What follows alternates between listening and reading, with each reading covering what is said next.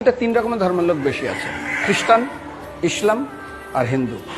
100 জন খ্রিস্টানকে যদি একই প্রশ্ন করে তোদের ভগবানকে, একবারই বলবে আমাদের ভগবান ঈশ্বর মসিহ যীশু খ্রাইস্ট।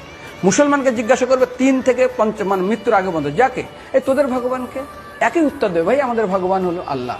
হিন্দুদেরকে যদি একই প্রশ্ন করা হয়, ভাই তোদের ভগবানকে, কনফিউজ। 100% হিন্দু 100% কনফিউজ, জানে না ভগবানকে। দ্বিতীয়ত, যদি তুই মুসলমানকে জিজ্ঞাসা হয় তোরা মসজিদে কেন যাচ্ছিস, ওদের শেখানো হয় মসজিদে যেতে হবে নামাজ আদায় করার জন্য। সপ্তাহে ওরা 100% একদিন মসজিদে যাবেই। তুমি যদি খ্রিস্টানদের জিজ্ঞাসা করো তোমরা কেন কোথায় যাবে, কোথায় যাও না, আমাদেরকে একদিন তারা চার্চে যাবে। কেন? ঈশ্বরে প্রার্থনা করার জন্য, ওদের শেখানো হয় জন্মের থেকে, এটা সংস্কার। আর হিন্দুদের যদি জিজ্ঞাসা করে তোমরা মন্দিরে কেন যাচ্ছ, হ্যাঁ আমার ছেলের বিয়ে হচ্ছে না, আমার মেয়ের বাচ্চা হচ্ছে না, আমার বাবা হসপিটালে আছে, কালকের আমার মামলার ডেট আছে, আমার ব্যবসা খুব খারাপ, আমার শরীর খুব খারাপ। 99.99 হিন্দু জানে না মন্দিরে কেন আসা উচিত, তাদের ভগবানকে মৃত্যুর পরে কোথায় যাবে। মুসলমানকে জিজ্ঞাসা করবে মৃত্যুর পর কোথায় যাবে, বলবে ভাই নামাজ রোজা যদি না করি দোজকে যাব, অর্থাৎ নরকে যাব।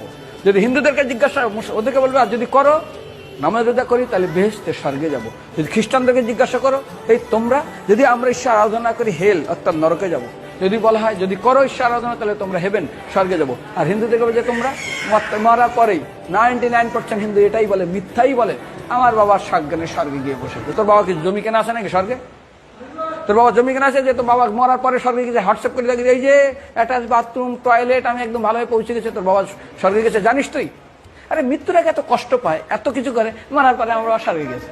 আরে যখন পুলিশে কোনো কয়েদি কোনো অপরাধীকে ধরে 2-4টা ডান্ডা মারে, তারপর থানায় গিয়ে আরো ট্রিটমেন্ট করে, তারপরে কোর্টে বিচারে, তারপর জেল খাটে, মৃত্যুর আগে এত কষ্ট করে আমরা মারা যাই, মারা পরে আমার বাবা স্বর্গে গিয়ে বসে আছে, ওর বাবার জন্য জমি কেনা আছে না, এরকম বলা যাবে না। এই জন্য আমাদের শাস্ত্র বলে পরলোকগত, স্বর্গীয় বলে না।